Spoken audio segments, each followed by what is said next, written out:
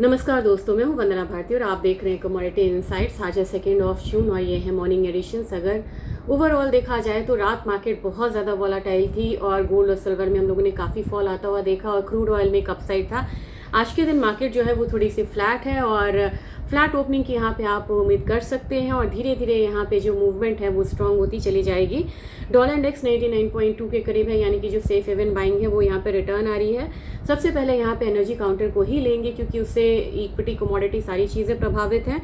तो ऑयल में 91.57 ये आपको लेवल आ रहा है। कल से लगभग 1% की यहाँ पे फॉल है और 87.36 के करीब क्लोजिंग हुई थी एमसीएक्स में, जो कि एक दिन में हम लोगों ने 455 रुपये का 455 रुपीज़ का एक अपसाइड आता हुआ देखा था।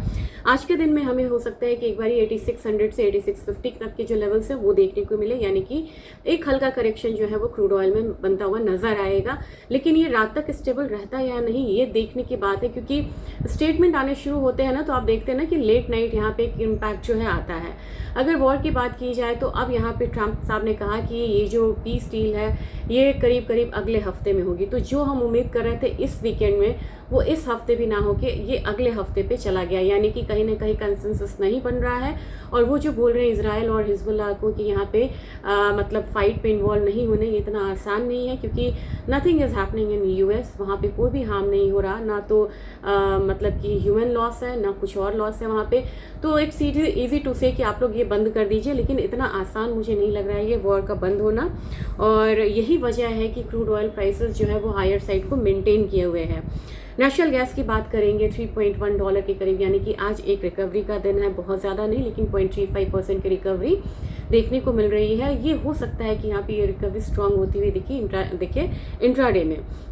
कल 13 रुपये का एक फॉल आया था, काफ़ी परेशानी थी आप लोगों को कि ये हायर साइड पे एक फॉल आया। हालांकि मैंने पार्शियल मॉर्निंग में कहा भी था ये मिड डे एडिशन में कि पार्शियल आपको निकलना चाहिए, लेकिन आज के दिन में जो लोग नहीं निकले हैं उनके लिए ये बात है।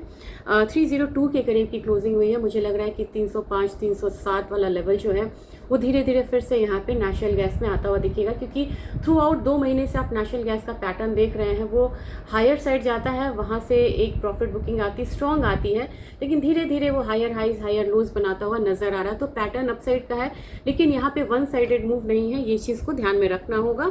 तो अगेन 3.5 डॉलर के करीब यहाँ पे जो मूवमेंट है वो देखी जाएगी। और एक ऑप्शन चेन आज मैं यहाँ पे लूँगी वो है नेचुरल गैस का ही, और वो डिस्कस करेंगे हम। कुछ कन्फ्यूज़न भी था तो एक बार फिर से डिस्कस करेंगे।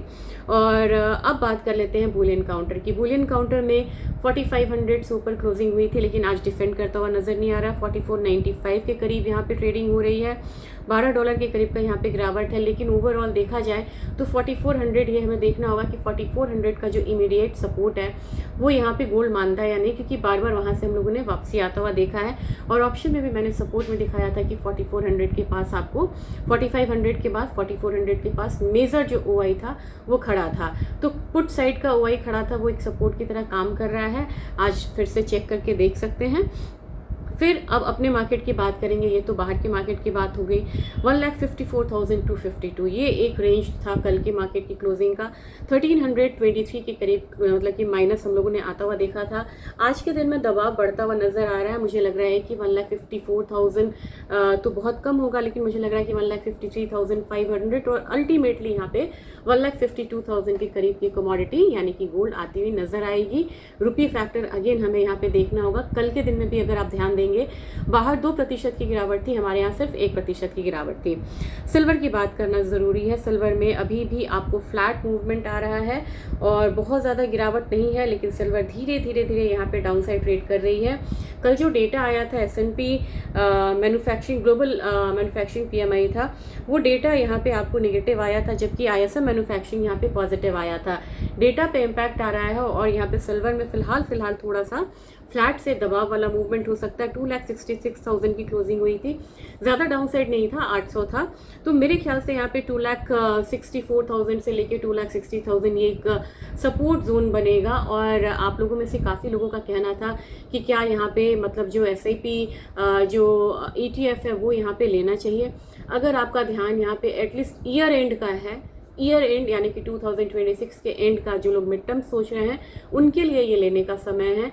जो लोग बिल्कुल शॉर्ट टर्म ट्रेडिंग करना चाह रहे हैं उनके लिए ये बाइंग का समय नहीं है, क्योंकि अभी जो करेक्शन है वो ख़त्म नहीं हुआ है, स्टिल है, कम है लेकिन है।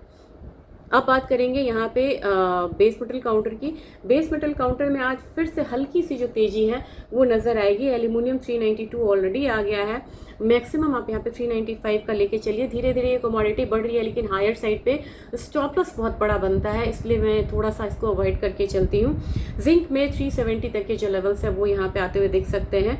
लेड में 210 का लेवल बनता हुआ दिखेगा और लेड की अलग चाल होती है, बहुत ज़्यादा ये बाकी मेटल्स पे रिएक्ट नहीं करता। आपने देखा होगा कि न्यू हाइज बन रही थी लेकिन लेड एक रेंज में था, क्योंकि बैटरी मेटल्स है।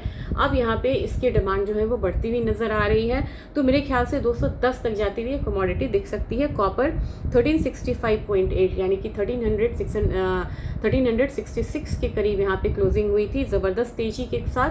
तो मुझे लग रहा है कि बहुत ज़्यादा यहाँ पे आएगा भी तो 1370 तक आएगा। आपको क्लियरली यहाँ पे एक बारी निकलना चाहिए, जबकि निकल में 1838 का क्लोजिंग हुआ था, तो मुझे लग रहा है कि यहाँ पे भी 1840 1845 के करीब आपको अपसाइड में निकलना चाहिए। आज के दिन डेटा है जोल्ट जो जॉब ओपनिंग है वो डेटा इंपॉर्टेंट है, कम लोग आ रहे हैं एम्प्लॉयमेंट पे, ये एक कंसर्न है यूएस मार्केट के लिए। तो आज मिड एडिशन में बात करेंगे, क्योंकि ऑप्शन चेन में थोड़ी सी यहाँ पे डाउट थी, वो डाउट को क्लियर करेंगे। मेरे साइड से भी थी तो मैं क्लियर करूँगी। दूसरी चीज़ है कि कल मैं ETF भूल गई, मार्केट वॉलेटाइल थी तो मैं ETF को कवर करूँगी।